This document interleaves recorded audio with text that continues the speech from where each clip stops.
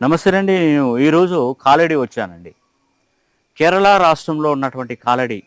దీనికి ఉన్నటువంటి ప్రాముఖ్యత, ఈ ప్లేస్‌కి ఉన్నటువంటి ప్రాముఖ్యత ఏంటంటే, శ్రీ ఆది శంకరాచార్యులు జన్మించినటువంటి ప్రదేశం ఈ కాలడి.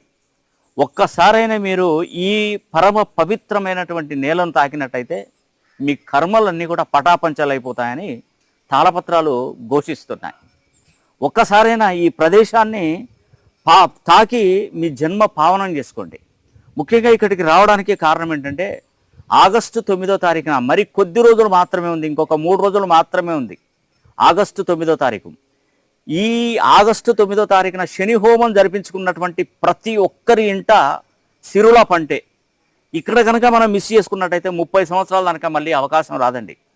ఏలినాటి శని, అష్టమ శని, అర్ధాష్టమ శని నడుస్తున్న మకర, కుంభ, మీన, మేష రాశుల వారికి, అదేవిధంగా ధనస్సు సింహరాశి వారికి, అదేవిధంగా తులారాశి పంచమ స్థానం తులారాశి వారికి ప్రత్యేకమైనటువంటి స్థానం అండి. నిజంగా చెప్తున్నాను.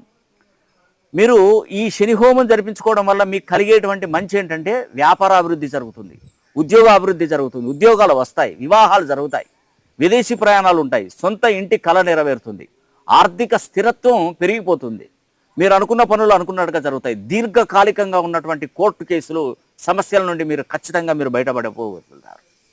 అదేవిధంగా జీవితకాలంలో పట్టి పీడిస్తున్నటువంటి దారిద్రాన్ని తునామునకలు చేయవచ్చు. కాబట్టి ఖచ్చితంగా చెప్తున్నాను, ఆగస్టు 9వ తారీఖున మీరు శని హోమం జరిపించుకోండి. మీరు రానవసరం లేదు, మీ పేరు గోత్రనామాలు మాకు పంపించండి.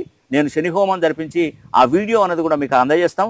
అతి శక్తివంతమైనటువంటి కంకణాన్ని కూడా మీకు బహూకరిస్తాం. ఖచ్చితంగా ఆగస్టు 9వ తారీఖు మర్చిపోకండి.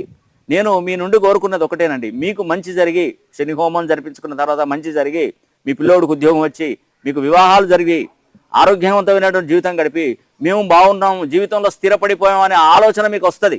అప్పుడు మా గో సేవా సమితికి మీరు తోచినటువంటి సహాయం చేయండి.